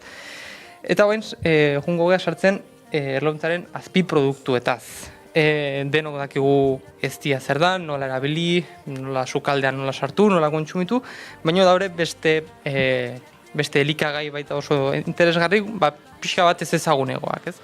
Lehenengoa propoliba, hauek da, erlek erabiltzen duten erlauntza desinfektatzeko eta babesteko, oso tipikoa, eztarriko minetarako, defentsak indartzeko erabiltzen dugu, espraien, tintura, baina, pixkat ez dautze duguna da, ez? Abeslariek ahotsa sendatzeko. Engantxa da ikaragarriak daude horrekin ere. Bai, propolio espraia. Engantxa da adikzioa. Bai. Pentsatzen engantxa da abeslariera artean. Hori nerea da. Igual garai batean gehiago jozuen, baina bai, abeslari batzuk, askok ez dut esango batzuk, inseguritate edo ez da egit, eztarrian pixkat garraztasuna sentitu orduko propolioa, pla, nahiko momentu batean oso modan izan zen, abes batzetan ere mundu guztiak erabiltzen zuen, gero uste dut gaur egun pixkat baretu dela, baina alare erabiltzen da eta diodanen adikzioa baino da inseguritate horren aurrean, eta nola naturala den eta naturala gauza asko dira asko gehiago igual. Segitzeko erlatza edo jalea real, zautzeuna, bada erlatxuek erregina erleari ematen dioten elikagaia. Hori da erle bat erregina erle bihurtzen duna.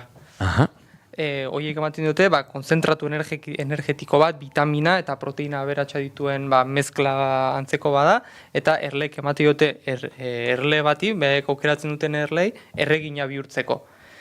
Polena, erlek bildutako polen bolatxo horiek seguruski ikusi dituzula, ointxo bertan herboristerietan nutrizionalki baita saltzen dira, proteina, vitamina, mineral ugarri dituen fuente naturala da, Baina kontuz honekin ze pertsona batek polenari alergia baldin baio, ez kontsumitzuko ze alergia emango jo baita. Hoi baita garantzitsua da, jendea usteu ez diola geho alergik ematen, eta geho mingaina jartzen zaio potoloa, da, komeritan sartzea. Eta argizaria, ez? Azken errontzeko gandorra dana. Erleik erakitzen duten material naturala, kosmetikan, kandeletan, deno txikitan indeun argizari kandela hoi, hortikan ateatzen da. Eta sukaldean ere erabiltzen dena, adibidez, gazta batzuk biltzeko, bai. Eta hau probatu baino lehen, sukaldean nola erabili eztia, ez? Batzutan dago jendea, ez duela beti gordinik erabiltze duguna, baina beste modu batzutan baita baldin badare. Hau, esan barra, gordinik ez baldin bada erabiltzen, ez da bere propietate nutrizionalak babesteko. Azkenean da, igual, marinatu bat egiteko, aragitako, arrainetako, eztia, mostaza, limoizugu pixa bat nastu, oi askoarekin, izokin batekin bota, labean sartu, karamelizatu. Nik momentuz oi askoarekin soilik probatu dut. Izokinakin da arrainekin oso ondo gatzea da bai. Esan barra. Eta pizzan. Ez duzuten ez probatu pizzan? Ez? Ostia. Pizzan, horretan dago pizza bat egiten dute eztiarekin, hauntz gaztakin, eta azeituna beltzekin, eta gelditzen da oso goxo. Gazta eta eztia beti. Baita, azeituna beltza hor jokuan? Kombinazio irabazlea beti. Bizigarrin ezberdinekin, sagardoz pina adibidez, vinagretan klasiko bat egiteko entxaladai botatzeko, eta sukaldaritzan beroa, esan deuna, beti da karamelizazio puntu hori bilatzeko, azenario batzuk, ezpala, kalabaza pixo bat, labean ezti pixo batekin, gazta pixo batekin da erabiltzen dago, ez? Eta gero nola ez, gazta freskokin, ogi tostatu pixo batekin, jogurtakin baita gozaltzeko, gordinik denok ezautzeun erabilera ugari ditu, ez? Eta oain gauzatxo bat ekarri zuet, ez, lasai. Oain dela gutxi deskubritu nun gauza bat, hauek balerdipeko mutilak eman ziaten, hemen dos fenomenos. Hau deitzea erleogia, deitzea hau. Eta hau da, erleek bere kaxatxoetan, beste hexagonal forma hori dakatena, sartzen duten beraien elikagaia. Azken da polena, eztia, zera pixka bate bai sartzi gote uste baita, eta horritana da fermentatu.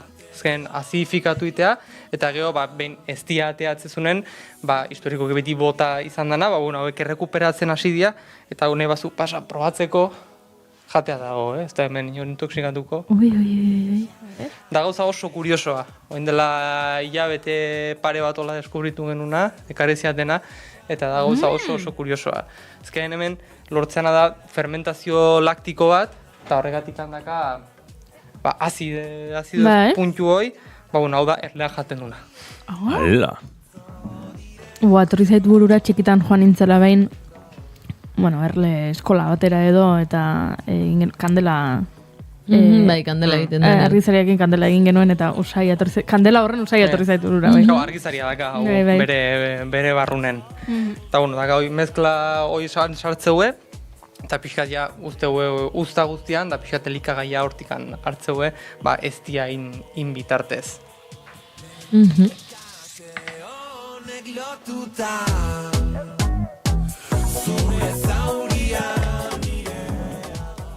Wow!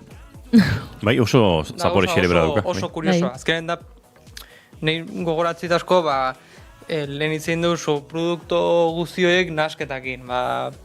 Propolioa erabiltzezunen, azkazu ben pixkat garratzo jagazu, azideza dakazu fermentazioan gatik, ezti puntu badaka argizaria baita hor, azken janintzu argizari hoi, eta baita daka nastura hoi, bani oso interesgarria iruditzen zain produktu bat, eta gaur egun ez da erabiltzen eta ez da ezagutzen dez, beti industriak, beti bota indu, azken eztia ez beste guztia botatzen ibilia, eta gauzak oso puntualak hartu dituzte, komerzializatzeko.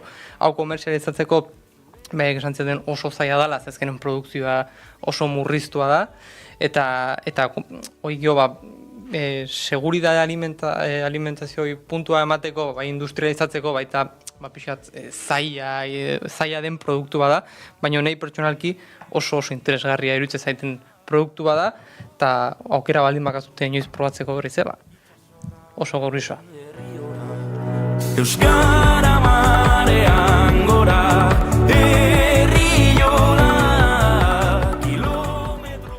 Lander Kornago, blazer bat izan da, eta gaur ikasi du. Zerbait ez diaren inguran, egia esan, jakin da ere, askotan ahaztu ere egiten zaigu ez dia horre sukaldaritzan txertatzeko jolasa, eta ematen du jokua. Oituta gare beti gordinen jatea, beti jogurran gazta pixatekin, nukesea. Bestela esneari, bestarria hola, zeze. Nik hori leheno asko egiten nune. Esne beroa, ez dia eta rona. Beti ukiu beste... Horrek entzen dizu, dena. Beti ukiu ez dia beste osasunarekiko lotura handia, baina gastronomikoki, baina hasia pixka bat garrantzia hartzen, adibidez Azurmendin eneko atxadaka bere erlauntza azka, baita Balerdipekokin kolaboratzeu, behaiek juteiarea pixka ezaintzea erlauntz guztioi, eta pixka bat haidiana da, ez diai bere lekua ematea gastronomian, eta ez bakarrik izatea osasunarekin lotua produktu bat.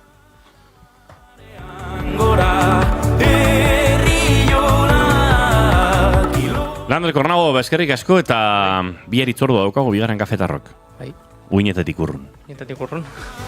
Zaindozko. Berdin.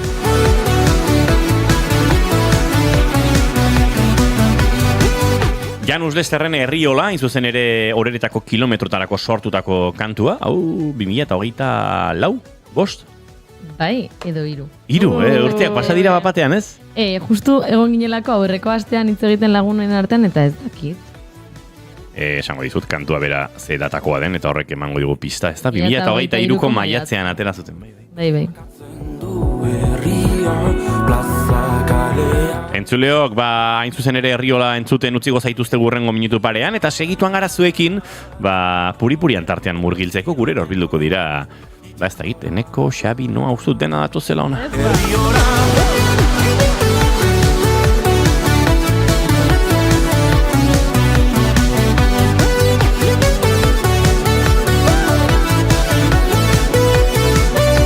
Ilargia da marea, mugidezaken bakarra, gugeu gara euskararen, ilargi bete bakarra. Alde bat eta bestea, ezkerra eta eskubia, biak batera da euskara, ibaia eta zubia. Bera gora nola, nora, Herriola, kilometro, itxasora, Herriola, euskara marean gora, Herriola, kilometro, itxasora, Herriola.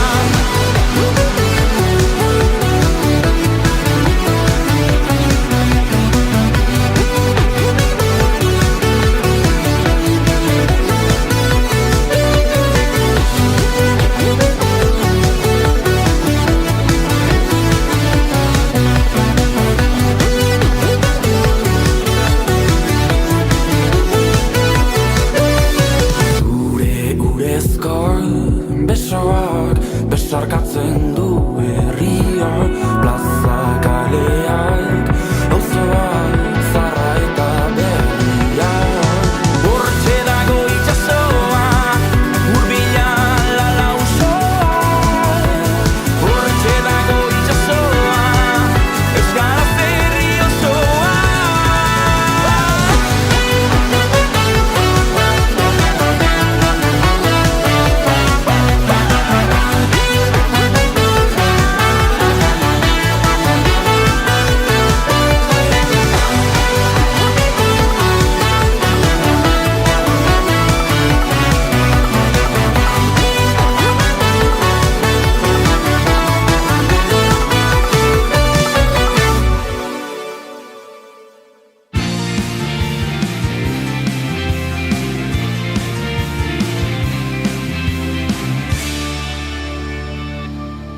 Bigarrenak ez direlako beti okerragoak, bigarren kafea.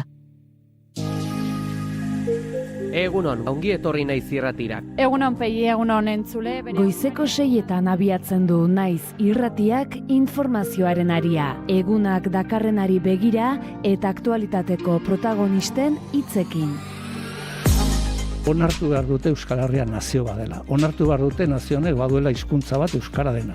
Eta onartu behar dute nazioek baditugula eskubide politikoak. Eta hortik hasten da eraikitzen omen denek nahi dugun akordio zabal bat autogobernuaren inguruan. Guk identitatea zaratago mugazgaindiko estrategiak ikusten ditugula gehiago aukera bat bezala zerbitzu publikoak adibidez eskaintzeko. Osakidetza ikurra, kolore berak, baina ez dire osakidetza zerbitzu zuzenak. Enpresa hortako buru, hor lan egiten duten langileen lanbaldintzak eskasak eta gure osakidetza gero eta aulago. Zabalkigu bai, alderdi batzuetan berdin Ipar Euskal Herriaren egoera ez zela onartzen, baina ezkarri nahi badu irabazia Ipar Euskal Herriuntan gu gira lehen indaga, EH Baikin, eta orduan bat egin behar dugu, bestela ez dugu lortuko. 2019an hauteskunde gau horretan nun entzun genuen agur aziron famatu ura, hori gertatu eta dolua egin genuen asteburu batean, eta astelenean hasi ginen lanean. Eta lana bai ala bai egin behartzen talde guztiekin PSN barne. Gaina estapenean ziren tendentziak indartuz doatziela, orokorki frantziar politika biziki polarizatzen ari dela, bi ekstremoen artean, eta erdian diren alderdiek, bereziki makronista alderdiek, beren sinesgarritasuna azken finean galdua dutela. Kultura politiko berria behar dugula, politika egiteko modu berriak behar ditugula, herrigintzan gauzak diferente egin behar ditugula, elkarlana ezinbestekoa dela. Politikaren ikuspegi tradizional edo murritz batekiko urruntasuna bai handitzen ari dela gazteen artean oro har ez Euskal Herrian, bakarrik gure ikerketa Euskal Herrian egin dugu, baina nolabait mendebaldeko kontu bat da, ez? Eguna jakin beharreko guztiekin abiatzeko informazioaren ariaren lehen edizioa astelenetik ostiralera goizeko 6tatik 10:00. Naiz irratia.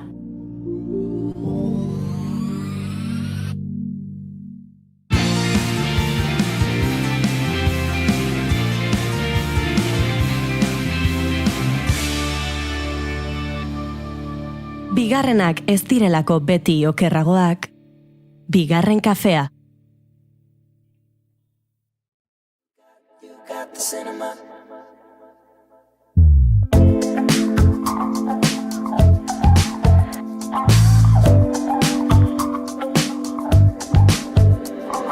you, and I'm not getting over it. Darling, is it cool if I'm stubborn when it comes to this? I guess we're in time. If you're getting yourself well for me, I guess you're all mine. Zeo, Yuri? Gure barneko kontu bat. Kontatu nahi nuen. Bueno, musika egoko dut. Mikrofora jetxita zaudela. Jetxita zaude, baina begiratu diazu. Eske, galdetu dut eta ez diazu entzun. Dago, barneko digo bat hitz egiteko dela kaskoak kentzea. Kendu dut, eta egin dut, eta ez diazu kaso egin, eta orduan egin dut ezkoekin horrela, eta justo mikrofona ego diazu. Iñaki Carreterok idatzi digu, hemen Barrundiako labentan, pizzerian, txiki sagar berde eta eztia pikantekin egindako pizza gozoa egiten dute. Txiki sagar berde eta eztia pikantea. Wow. Bastante ona, Nik...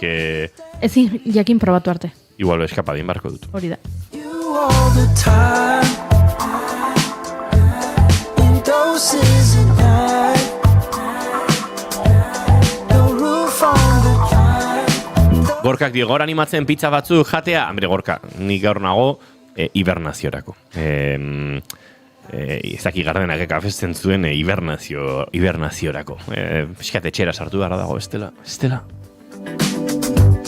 Tira, puripurian etartearekin abiatu beharko dugu ez, egin beharko dugu aurrera, eta gaur Imanol ez dagoenez bere engainatzeko, bere izateko lehena, ez da beharko dugu, zein izango den lehena. Baina, ni hasiko. Ondaineko tokatuko zitzaizun nik uste. Izugarrizko eztabaida luzea. Edo zin modutara ere tokatuko zitzaizula zirudien, bai. Papeleta guztiak zen dituen. Bai. Zein da zure proposamena, Neko? Bira, nik gaur ekarri dudan proposamena da All Shall Be, edo gazteleraz, todo saldrá bien. Prime Videon dago ikusgai, eta, hau filma da. Nik orokorrean filmak ekartzen ditu delako baita. Naiz oso telesaizai zalea, egia esan. Ni konturatu, Ni konturatuan egon entzen ditula telesaiak ekartzen. Beste film bat ekarriet. Kasu honetan, ze kontatzen da, Pat eta Angie izeneko bi emakume, adineko emakumeren historia gertatzen da, bi hauek bikotekidea dira, Hong Kongen bizi dira, filma ere zuzendariak eta talde guztia ia gehiengoa Hong Kongoa da.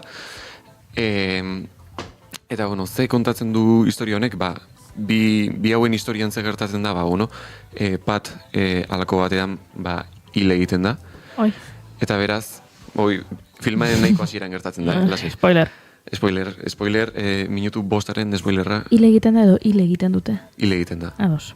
Ze trama, ez dago hor, nola hiltzen edo hor, ez dago tramarik, baizik eta hil ondorengo horretan familia eta bere bikotekidea hasten dira bere herentzia banatzen. Eta, karo, filma bada nola baite herentziaren banaketa hori nola egiten duten erakusten dute ze.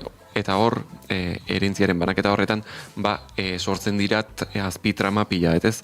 Adibidez, bi adineko emakumeak, ez ziren ezkondu, ez zuden ezkonduta, beraz, legeak eta Hong Kongo legeak esaten duen arabera, familia horretako gizon zaharrenari edo seme zaharrenari eman behar zaio dena, karo, kasu honetan, nola ez zen bikotekidea legearen aurrean, orduan, bere anaiaren gana pasatzen da guztia, eta orduan, hor badaude ikamika batzuk, adibidez, ikamika nagusienetako bat da etxearekin zer.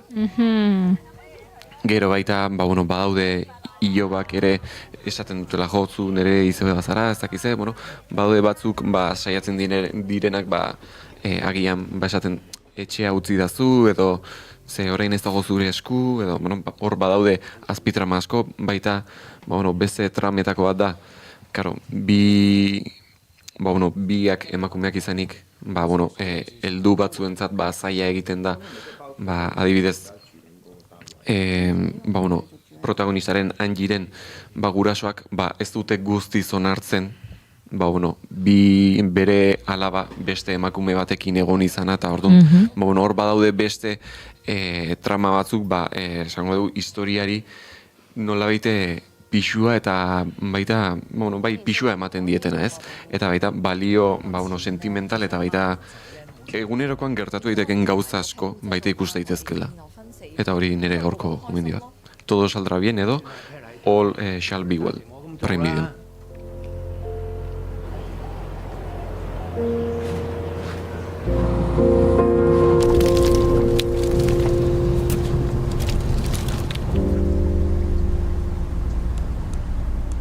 Hauxe Nekoren proposamena, All Shall Be Well, Prime Videon ikusgai duzuen pelikula, eta, itxura ederra eta sakona duena, nahi duenak buruan euki dezan. Zen izango da hurrena? Bea, noa, zu. Nere gaurko gomendio da Viaje al País de los Blancos izan duen filma, oraindik ez da estrenatu, datorren astean, hau da, ekainaren 26an estrenatuko da, zineman. Eta, historia hau dago benetako gertakari baten oinarrituta, dala Usman Umarren ganatarraren bizitza bidaia kontatzen digu. Honek umetan, Europa herrialdearen inguruan zeukan ideia bat, Zuriaren herrialdea deitzen zion, bezala imaginatzen zuen, eta orduan erabakizun bere ametsa jarraitzea ez. Bertan bidaian nahiko arazo asko dauzka bidaian zehar, da Saharako basamortua zerkatu behar du, Libian urteak igarotzen ditu, ondoren Mediterraneoa gurutzatu behar du pateran, eta azkenean iristen da Bartzelonara, baina iristen denen ikusten du hori ez dela berak imaginatzen zuen bezala ez, bezala berak ametxetan imaginatzen zuen Bartzelona hori, hainbat arazo dauzka hor, eta hor Bartzelonan ezagutzen duen Montse, zeneko emakume bat, eta berarekin harreman berezi bat sortuko da, ez? Ez dio bakarrik maitasuna emango, baizik eta eskeniko dio nolabaiteko etorkizuneko aukera bat. Eta nahi interesagarri iruditu zait film hau, iruditu zaitelako askotan, migrazioaz gaur egun noski asko hitz egiten da titularra honditan, baina honek ematen dugu aukera nolabait lehen pertsonan ikusteko noladakoa den bidea hau ez, Usmanekin batera. Eta gainera ez digu bakarrik nolabaiteko sufrimendua hitz egiten, baizik eta bizitzen aukere ez itxaropenez pixka bat. Eta zait iruditzen bakarrik film polita dela, baizik eta beharrezkoa.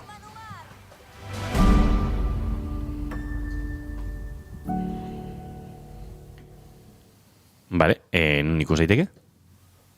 Urrengo astean argitaratuko da. Hori da, zinemetan, ekainaren 26an. Ados.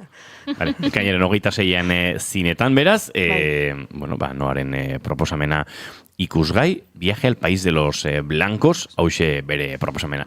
Xabi, zurea, lehenik eta behin, nun ikus daiteke? Traileran jartzen buruz ez naiz gogoratzen, Azkar batean erabaki behar izan dut, pelikula frantsesa, eta ez dakit nun ikus daiteken. Ados, bilatuko dugu. Mesedez. Baina bitartean joango naiz kontatzen, ze pelikula aukeratu dudan, aukeratu dut La Copia Perfecta erderaz, edo frantsesez L'Affaire Boyarsky. L'Affaire Boyarsky. Ena estrebea frantsesa. Guk hemen frantsesa menderatzen dugu. Bai, hori ere bai. Eta zeri buruzko da?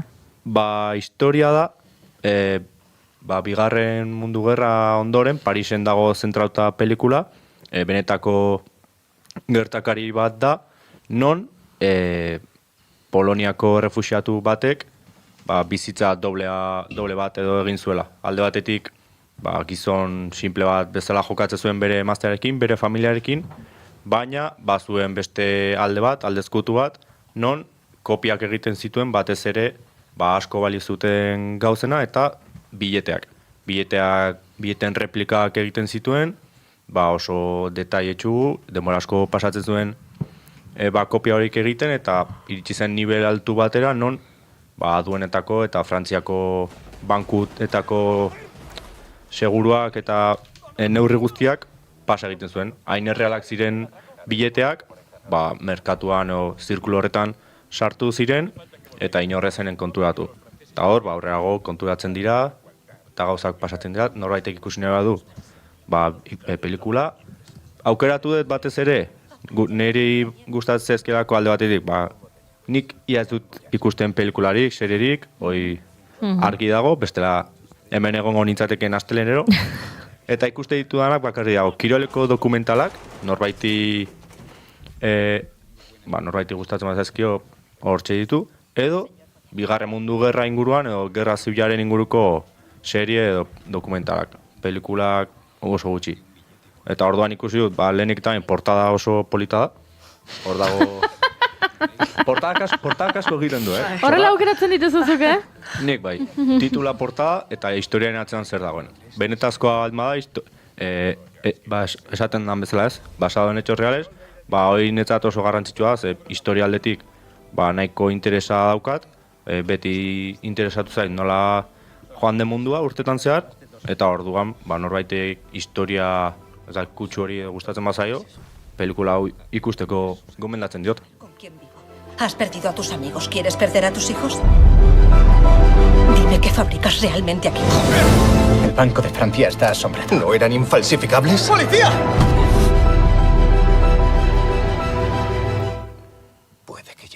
Pero lo detendré. Cuando tenga suficiente, pararé. No se detendrá jamás. Hementxe Xabiren proposamena, La Copia Perfecta, esan da bezala, egiazko gertakaritan oinarritutako pelikula, eta, gustu izan bali maduzu, hauxe zuentzate proposamena. Junior Romatet, zurea. Nire proposamena kontuan hartuta, eta badakitela jasoko detela azaroaren 20an estrenatuko den pelikula bat delako, jaso berri dudan begiratu bat, hartuko eta aldarritzat eneko kabenduko bat proposatu zuela. Baina, bueno. Hemen irizpideak ez daude bat ere argi, ez daude ez genituen hasiera batean ezarri eta arain komeriak izaten ditugu. Araudia falta da. Bai, falta da. Bueno, gainera, Junek, ez zuen behin duela urte desenteko pelikula. Behin ez, askotan. Baina 1965ko bat baina gehiago proposatu ditut. Izan bertzutela agian, ez? Orain puri-purian dauden kontuak eta han non etorri den gaur etorkizunari begira. Zer estrenatuko da azaroaren 20an? Azaroaren 20an estrenatuko da The Hunger Games Sunrise on the Reaping izeneko pelikula. Gaztelaniaz, Los Juegos del Hambre, Amanecer en la Cosecha izenako du, eta da, saga guzti honen 5. Pelikula, baina ordenean jarriko bagenitu dataz, izango litzateke 2. Hori da galdetu behar nizuna. Bai, lehenengo 3ek 74 eta 75 jokoak dituzte ardatzak, eta gero jarraian egin zuten Snow pertsonaiaren baitan 25 jokuen hasiera 10. bueltan eta hor dabiltza. Eta kasu honetan 50. jokuak dira. Gaztelaniaz deitzen zaie, Vasaillajes de los 25, hau da 25. urte hurren bakoitza berezia da. Eta kasu honetan 50. jokuak direnez ere berriro ere berezia da. Eta jokalariak bikoitzak dira. Toki bakoitzetik bi lehiakide bidali beharrean bidaltzen dituzte, 2 gizon eta 2 emakumezko, eta hor hasiko da joko guztia. Zein da protagonista? Protagonista da Haymitch. 74 eta 75 jokoetan dena Katniss eta Pitaren entrenatzailea edo gida esango genuke.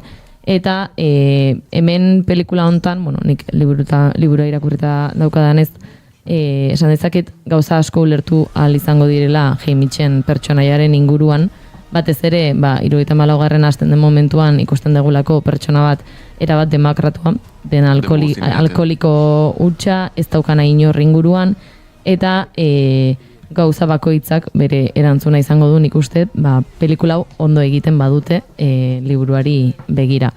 Gainera, niri pasazitzen liburuarekin, irakurtzen zoazen enean, zoaz aurreko pelikula edo liburuetan ezagututako pertsonaiak eta beraien hasierak ezagutzen, eta bada fan mugimenduak asko eskatzen zuen liburu batez ere, lehenengo liburuetako batean, lehenengoan, igual 2. aipatzen da Haymitchek nola irabazten dituen jokoak.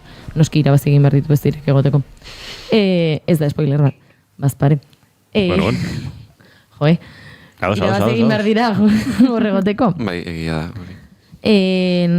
Baina hori, aipatzen da oso modu laburrean nola irabazten duen, baina prozesu guztia eta zer dagoen hor, eta ez da aipatzen.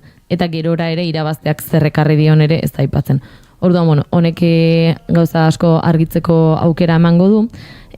Kontatuko dizuet ere grabatu zela Asturiasen, Somiedon. Somiedoko parke naturalean grabatu nahi izan zuten zati bat, kasu honetan, arena edo jokua gertatzen den tokia bada mendi inguru bat, baina pasazitzean gauza bat izan zen, etorri ziela lokalizazioa begiratzea udaberri udara inguruan, eta klaro, Somiedoko parkea zen oso polita eta dena berdea, baina grabatzera etorri ziren negu ingurua, udazken negu inguruan, eta Somiedoko parkea lehorra zegon. Orduan, hain berde hori irudikatzen zutena eta hain polita gatik etorri ziren hori, zegoen neko lehorra eta margotu behar izan zuten inguru guztia berde artifizial batez, eta gero CGI-a erabilita grabatu behar izan dituzte, edo bihurtu behar izan dituzten mendi horiek erabat berdeak, noski etzien horrela. Doixe, azaroaren 20an argitaratuko da, badakit jende asko azaroaren 20an bertan ziroan egongo gehala. Eta... Egun horretan bertan. Bai. Ni bestela sareetan tragatuko ditugunak ezinezkoak izango dira. Juni ja sareetan hasi da, azaroaren 20an plan badakat. Bai, nik nerekin azaroaren 20an ez kontatu. Bale. Egun borobila geratuko zaizu azaroaren 20a. Zeba? Ui. Galdu naiz. Neri izbeatu. Nori hiltzen azaroaren 20an. Bai. Patxi. Hori. Bale. Borobila. Nahi bai. Ba, hortxe Juneren proposamena, azaroaren 20ko duzuena. The Hunger Games, Sunrise on the Reaping, Amanecer en la cosecha bezala itzuliko dena hegoaldean, eta tira, hortxe izango duzue, ura ikusteko aukera. Hemendik ordura arte bizirik bazaudete behintzat, eta artean hil bazarete, gaurko bigarren kafe honek ez dizu askotarako balio izan, baino baizue, zer egingo diogu bizitzari. Bueno, bitartean liburua irakurri ezakete. Barkatu baino, eneko kartzen du abenduko bat, eta ez zitzaion izir esan? Bai, baina ja, niri zurekin sartzeak ematen dian plazerra, konparezina da. Ni kontatu nunen, momentu hortan puri-purian zen. Karo, eta nik degun izekarri nunean 100 urte hurrena. Bueno, pues ya está, 1985. Nik gauza kontatu behar dizuet.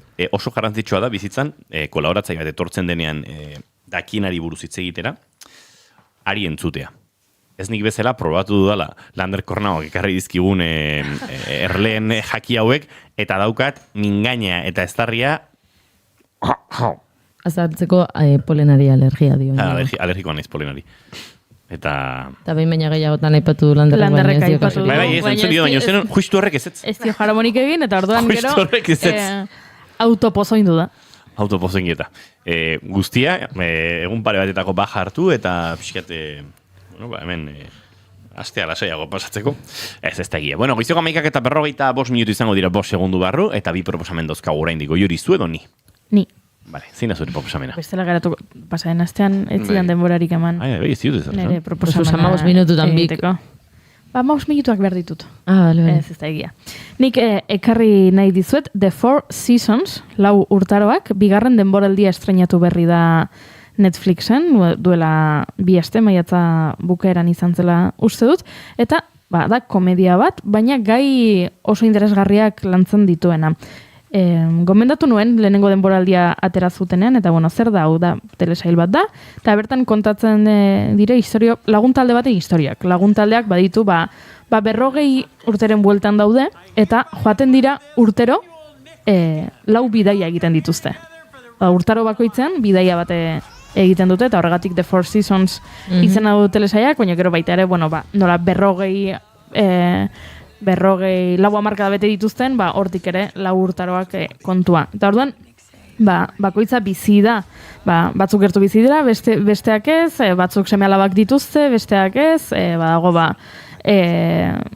badago ez dakit matrimonio heterosexual bat, baina beste bat homosexuala, badago bikoterik ez duen bat, bakoitzaren egoera desberdina da, baina elkartzen dira urtero, ze hori egin zuten promesa bat aspaldi, eta urtero elkartzen dira bidaia egiteko, eta bidaia horietan ateratzen dira, kezkak, batzuetan haserreak, besteetan, agian, zu esatera ausartzen etzaren kontuak, baina gero elkartzen zarenean ateratzen diren gaiak, eta oso interesgarria, eta lehenengo denboraldian, eta spoilerra egingo dut, oraintxe bertan, beraz, ikusi ez baduzu belarriak tapatu. Ez dut esango ze pertsonaia, baina pertsonaia bat hile egiten da lehenengo denboraldian. Bidaiara doan hauetako bat. Orduan 2. denboraldia hasten da, egiten dutela bidaia bat, pertsonaia honen errautsak. Hildakoak nahi zuelako, mendizeatz batean, errautsak banatzea, eta orduan, bidaia egiten dute, errautsak banatzeko. Eta orduan, hori da abia puntua, eta kontua da orain, batu dela historiara pertsonaia berri bat, ze, hiltzen pertsonaiak neskalagun batzuen, eta neskalagun hori orain, batu da bidaia honetara noski, zei, gizon hau hiltzenean, beraz emeren neskalaguna, eta hor sortzen dira, hildakoaren emazte hoiaren, eta, hiltzenean zuen neskalagunaren arteko gora berak, eta, kontua da, ez dut gehiago kontatuko, baina komedia dela, baina oso gai interesgarriak jartzen dituela mai gainean, tartean eriotza adibidez, baina gero baita harremantzeko moduak, ez dituzunean 20 urte, eta 40 dauzkazunean, ligatzea adin horrekin, edo konturatzea ez zaudela pozik zure lanarekin, edo konturatzea beti esan dugu ez ditugula umeak nahi, baina orain bietako batek esaten du, nik eduki nahiko nuke ume bat, eta orduan zer gertatzen da, zer esan nahi du horrek harremanarentzako, diruaren kudeaketak, baita ere, edo seme-alabak hasi dira, eta orain ze puntutan gaude familia gisa, zeia seme-alabak etxean ez dira bizi, gai oso interesgarriak plazaratzen jartzen ditu mahai gainean, agian, ez dakit, 18 urte dituz eta oraintxe egin duzu unibertsitatera sartzeko azterketa, agian, ez zaizu interesgarria egingo, baina bestela, iruditzen zait, mahai gainean jartzeko moduko gaiak direla, eta agian, askotan gomendatzen ditugu hemen telesaiak, gaztegoentzakoak direnak, edo protagonistak direla 20 urteko, jende gaztea, ez? Izan daiteke Euphoria edo The Summer I Turned Pretty edo horrelakoak komendatzen ditugunean, baina hemen, gai landuagoak daude, baina ala ere esan dizut komedia dela eta sortzailea Tina Fey da. Tina Feyk segulako ibilbidea dauka umore egintzan eta bada sortzailea eta aktoretako bat, baina gero aparte badago adibidez Colman Domingo aktore gisa zoragarria dena ikusi duguna, goain dela gutxi gomentatu genuen Michael Jacksonen pelikula, eta Michael Jacksonen pelikulan Michaelen aitaren papera egiten du Colman Domingo, eta Colman Domingo dago hemen beste erregistro guztiz desberdin batean, The Four Seasonsen, eta bigarren denboraldia estreinatu berri, oso interesgarria ikusi dut interneten eta kritikak eta baita ere, nahiko adostasuna dagoela, gora ipatu egin dute, eta hori gomendatu nahi nizuen. Goiuriren proposamena, Netflixen dago ikusgai, ez da? Bai. Hortxe Goiuriren proposamena, The Four Seasons, eta azken 10 minutu eta hauetan nik nire proposamena botako dizuet. Entzuleok, Balandrau, Band Salvage, uste torrela hauskatzen dela.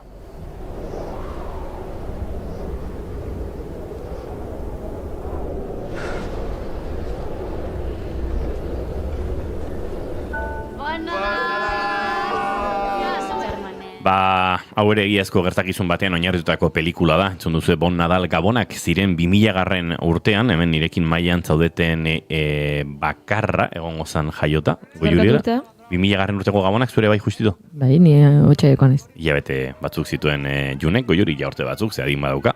Eta, kontua da gertatu zela, Espainiar estatuko eta Kataluniar Pirineoko historiako istripurik larrienetako bat, eta hortik abiatuta sortzen da pelikula hau. Ikaragarrizko arrakasta izan du zinemetan, orain arte aurtengo fenomeno zinematografikoetako bat, eta dagoeneko esan daiteke Katalunian Alkarrasen atzetik, inoizko Kataluniar zinemako estreinurik arrakastatxoena izan dela.